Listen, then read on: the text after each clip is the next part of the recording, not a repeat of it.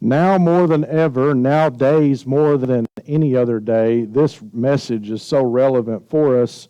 If you will take your Bibles, open them to Proverbs chapter 6, if you're not already there, and we're going to look at basically just two little pieces of wisdom, two little warnings is what they are, and they are warnings about two traps of life.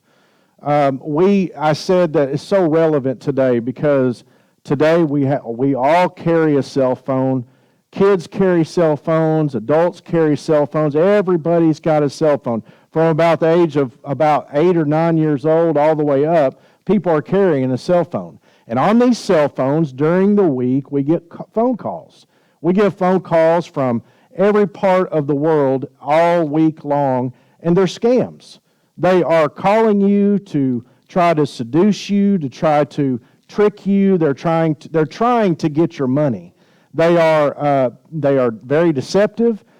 They can sound real. They can sound genuine. And they always make it sound like a good deal. So you get these things on your cell phones, and you also get them in your mailbox.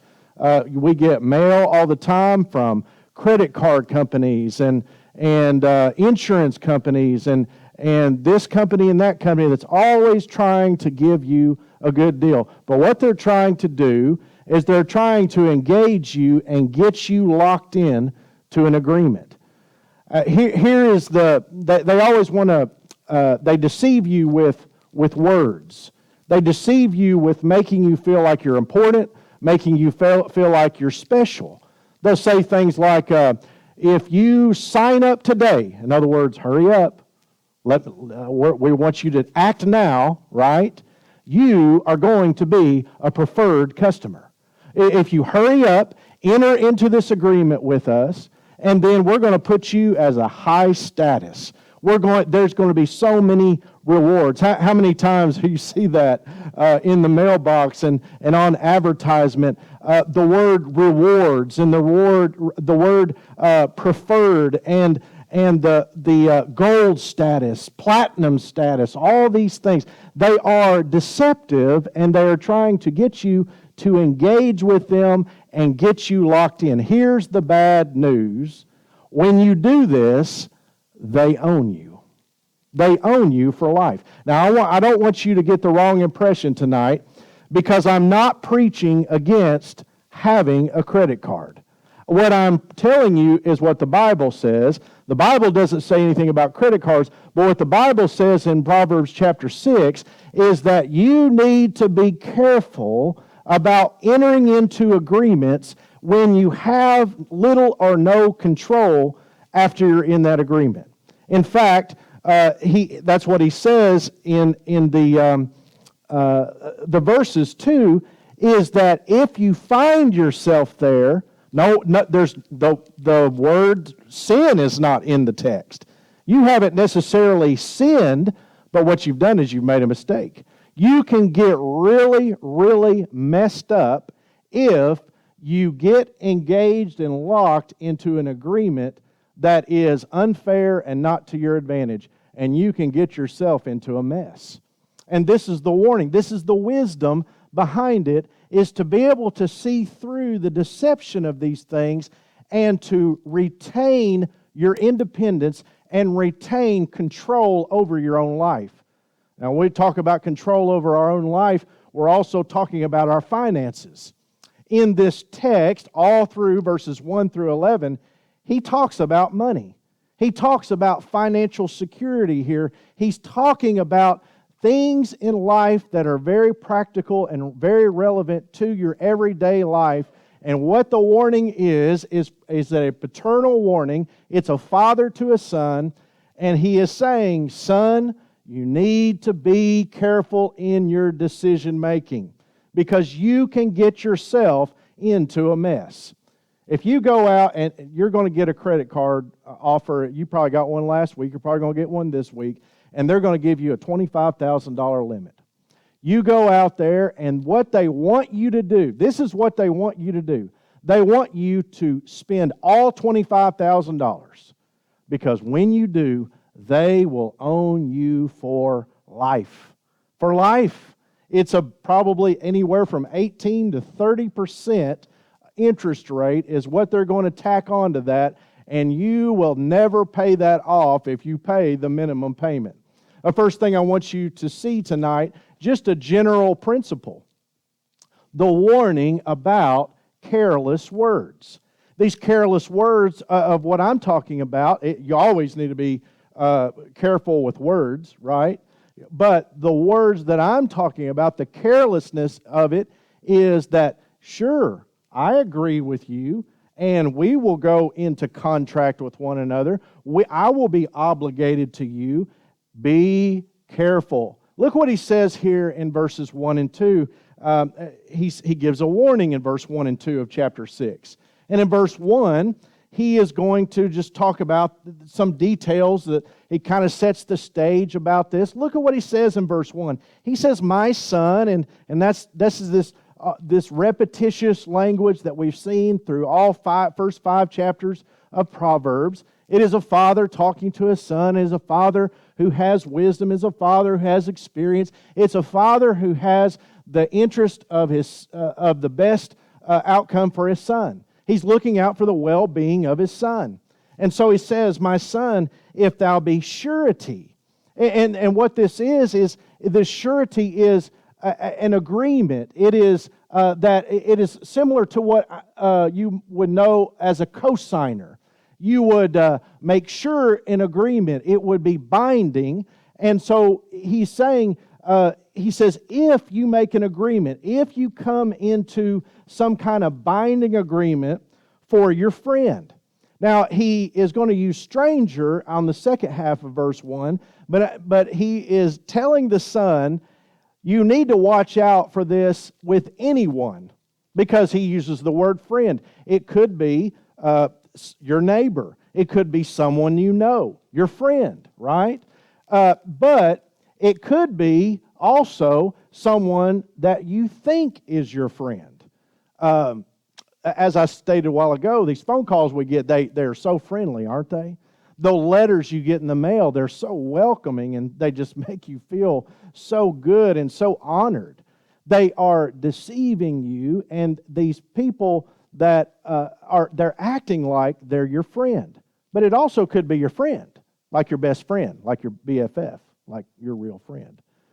The second person that he talks about here is the stranger. Now look what he says. He says, if thou hast stricken thy hand. Well, stricken thy hand, or you have become a surety, an assurance for your friend. Yeah, go out and get this. I will back you up. I will co-sign for you, and I'll put up some of my assets to back up this thing. And so if you have a problem, I will bail you out. You are in an agreement. Now look what he says. If you're stricken your hands, he's not talking about high fives, y'all. He's talking about a handshake. He's talking about we're going to shake on it, and we have a binding agreement. Did y'all know that practice was that old? It's literally clap the hand, smack the hand, and shake hands with someone, and you are in agreement. Now, the second person that he talks about is the stranger. I know you're probably getting tired of it, but I've told you over and over again, the word stranger in the book of Proverbs is an alien. It is a foreigner. It is an outsider. It is someone who is outside the people of God. It is someone who does not fall under the obligations of the law of Moses. Now, the audience here is Jewish people. And so he's talking to good, devout, just faithful Jewish people who are faithful to the Mosaic Law, as they should be at this time. And what he's saying is, do not enter into an agreement with a foreigner who is outside of the people of God. And this is why. Because they are going to be playing by a different set of rules than you. You are thinking that all of these things in the Mosaic Law about agreements are going to protect you. You will not find yourself under the protections of the Mosaic Law when you go into an agreement with an outsider. So it's a warning to the son that these things are binding. And when you get into these things, you are in them and you are stuck. And so he's saying, be careful. Well, notice here in verse 2, he talks about the implications of them. And what he says is this: you are snared. You are trapped with the words of your mouth. The things that you have said, you have agreed with this person, you're stuck. You have got to live with this thing. And he says, thou art taken. You are snared and you are taken with the words of your mouth. Well, he's going to come along here in a few verses, and we're going to see it more obvious in a minute. But when he says here, you are taken, he's talking about the fact that you are overpowered and you're overcome. You are ensnared. And he's going to use these different metaphors of a robber here in a minute. He's going to, of a prowler. He's going to talk about a hunter here in verse 5. You are taken, you are captured by the words of your mouth. Be careful what you enter into. Well, look at verses 3 through 5. Here is the remedy. He gives you a solution to it. Don't you love that when there's a problem and then you have a solution? Well, here is the solution, and there's a really strong sense of urgency in verses 3 through 5. I love the language, don't you? What does it say in verse 3? Do this now. Well, that's what we were talking about a while ago, when the deceptive person will want you to act quickly, will want you to enter into this agreement quickly. Act now, respond within 5 days, respond within 24 hours, respond within 30 days. This is a 30-day offer only, right? Do it now. Well, he's saying the remedy for these things is to act quickly. Get out of it now, is what he says. Do this now, my son. And he says, deliver thyself.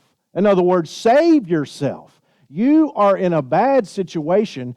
Get out of this trap. You are going to be taken. You are going to be ensnared. It may even destroy your life. So he says, save yourself. Do it now. Act quickly. And he says, when thou art come into the hand of thy friend. And I love this right here. Look at what he says in verse 3. He says two things. Well, he says three things. He says, go, humble, and make sure. But the first thing is to go.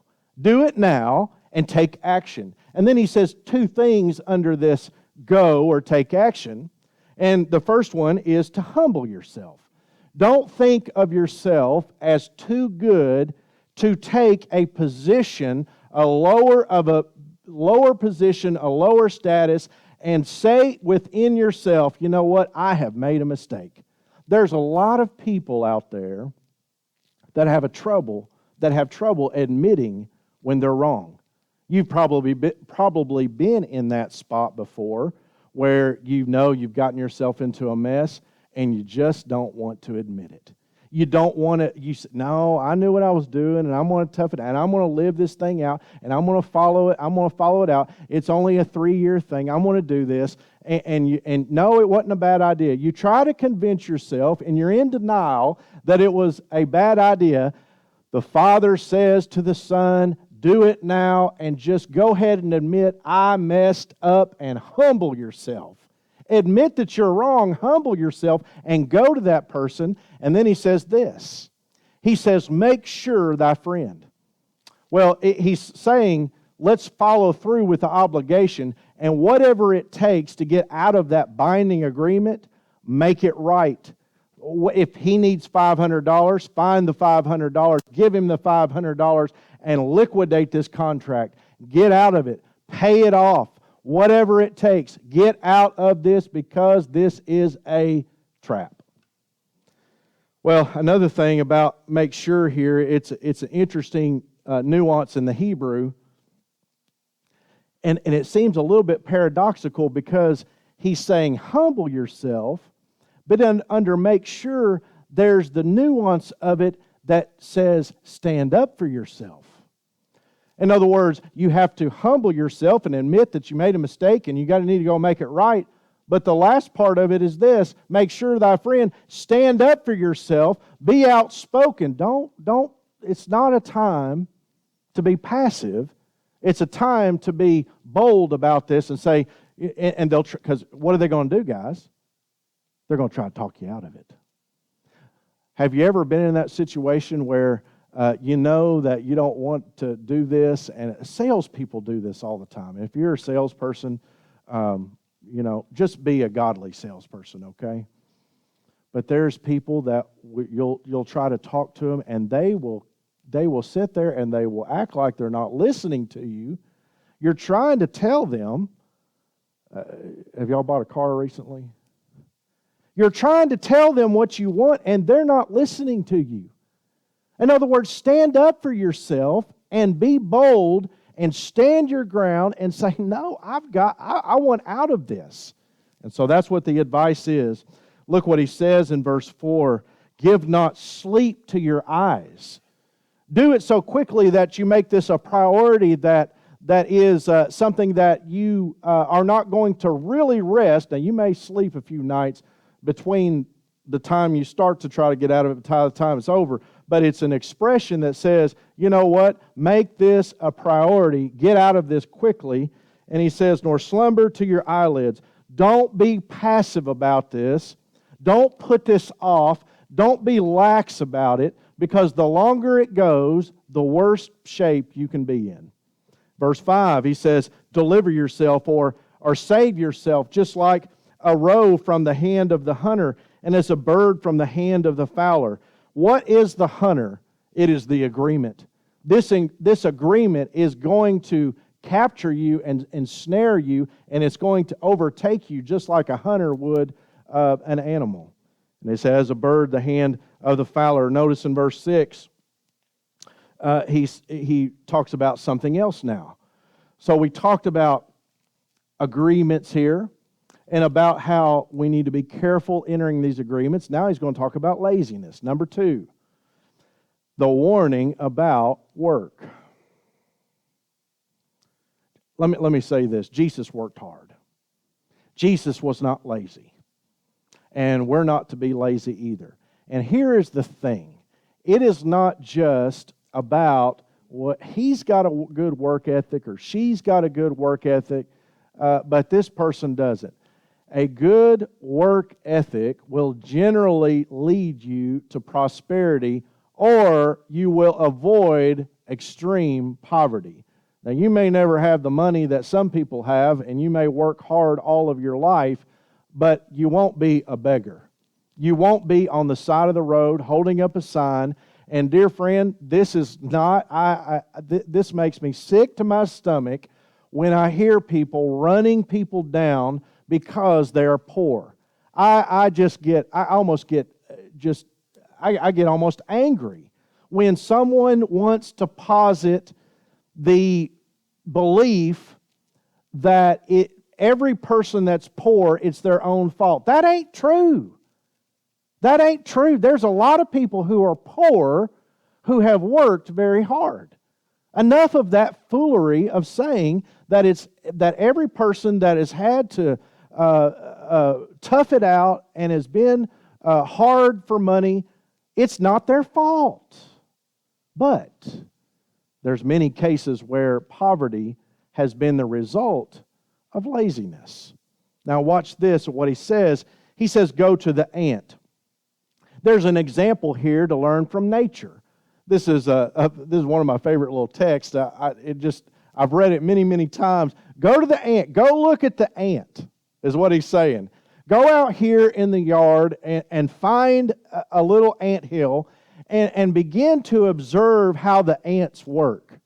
He says, go to the ant, you sluggard, or you lazy person, someone who is not willing to do their fair share, someone who is willing likes to sit around a lot, likes to put things off. They don't care about work and they don't work, and they would like for other people to carry their weight. So he says, go take a look at the ant. Is the ant lazy? Does the ant go out there? Look what he says. He says, consider her ways and be wise. There is wisdom to be learned from God's creation. He doesn't say, and it'd be okay if he did, go find a hard-working individual and get advice from them. He doesn't say that, though, does he? You could learn something from a hard-working individual and you could get some wisdom, but he says you don't even have to do that. You can simply go out into the yard and you can look at an anthill and begin to flake back some of the dirt and see the ants and watch the ants, and you can get some wisdom from an ant. An ant? Really? How small are ants? Did you ever think that an ant had a brain? I don't even know if it has a brain. But guess what? Even in the smallest little animal, there is wisdom there. Isn't that amazing? Well, where is wisdom, and what is it? It's something I can't get a hold of, and it's something so vast and incomprehensible. Where is wisdom? Well, there's wisdom. Ants have some wisdom. Now watch this. And he says, they have no guide. They have no taskmaster. They have no supervisor. They have no manager that tells them when they should get up and go to work. They have no overseer. They have no ruler. Look at verse 8. But this little ant provides her meat in the summer and gathers her food in the harvest. Here's the thing. If you want to eat, you better go to work. If you want to eat, if you want to have anything in life, then it's going to require some investment of your time and your energy. When you come into adulthood, I didn't really know. I always knew I was raised with parents that had a good work ethic, and they worked hard, and I worked with them as a child. But I never really understood all of what is required to be an adult until I had to provide my own food. It was nice when Mom cooked for me. It was nice when I could go to their refrigerator and get their leftovers out.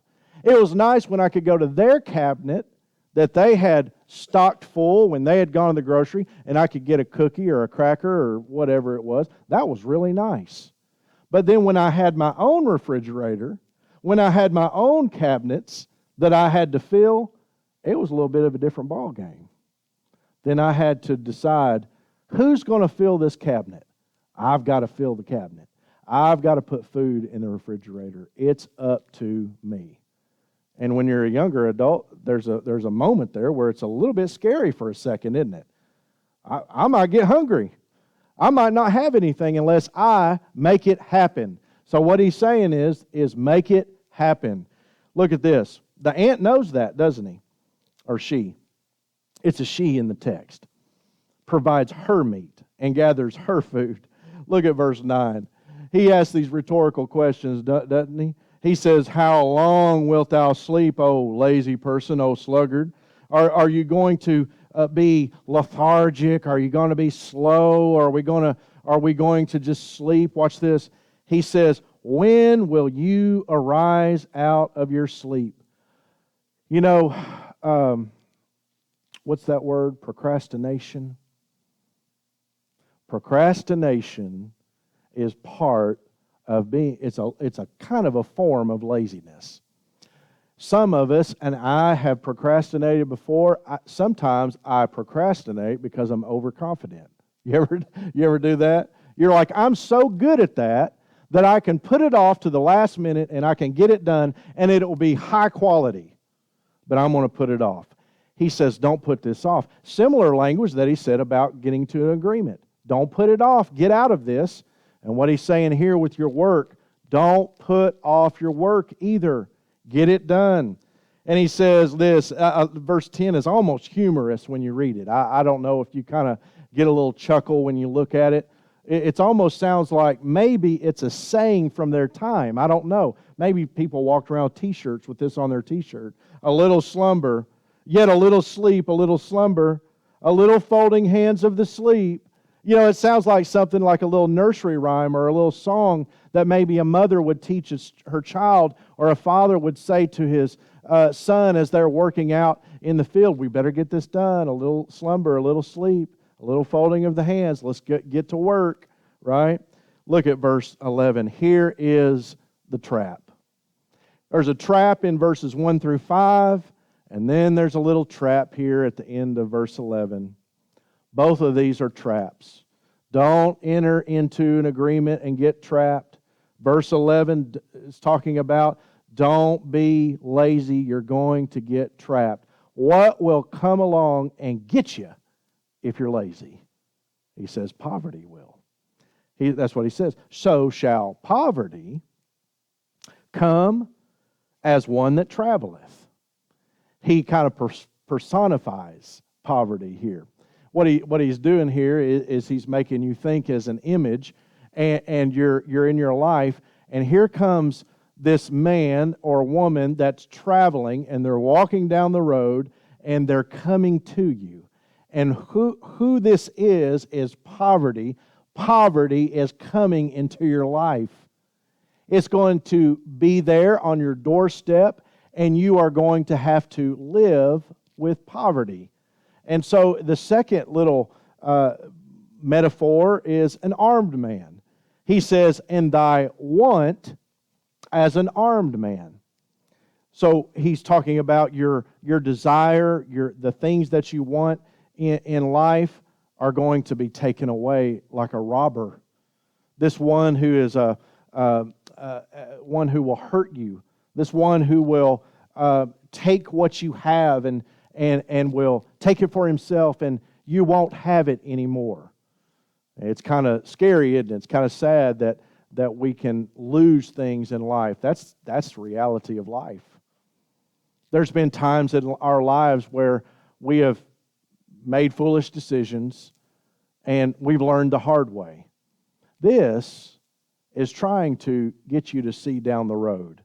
Talking to a younger person, a father talking to a son, and he's saying, here, let me tell you about two things that you need to look out for. Be careful what agreements you get into, and make sure you work hard, because if you don't work hard, poverty will come to your house. Poverty will come into your life. I don't know if you remember, and I honestly don't know if they still do this. They probably do. But we used to eat, Frosted Flakes and Fruit Loops and all these different cereals when I was a kid. And our kids eat cereal, but I don't even pay attention. I don't even know what they eat. I just pour it out into a bowl, and they said, I want that. So I think we had some Cocoa Puffs the other day in the cabinet. But in those cereal boxes, they would have a little toy. Remember those little prizes? And some of us would try to stick our hand down as soon as we opened it, we would try to stick our hand down in the cereal box and try to dig around there in our hand and try to find that toy. And we hadn't had one little kernel of that cereal yet. And then Mom or Dad would see you, and you'd done ripped the box in half, and say, get your hands out of that cereal. Dear friend, you've got to eat the cereal before you get the prize. Same thing with wisdom. You've got to listen to wisdom before you'll know what to do with it. Let's bow our heads. Our Father in heaven, we thank you so much for your word and how it gives us practical instruction. And we ask you, Lord, to help us to apply it to our lives.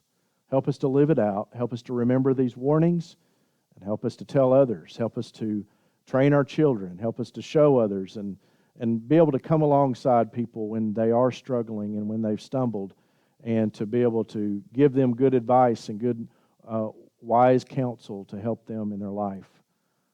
We ask you, Lord, to help us to be shining lights in our community. We thank you for Jesus. We thank you for what he's done for us. And Lord, as you know, we are trying to plan things at this church. We are trying to reach more people. Lord, bless our efforts and give us wisdom in that. Help give us guidance, give us direction, give us great ideas. Help us to be the kind of people that we should be, and help us to have all the right motives. Help us to have a motive of glorifying you, of lifting up your name and lifting up Jesus and putting Jesus first. May none of this that we do here be for us. May it all be for you. We ask all these things in Jesus' name. Amen. Let's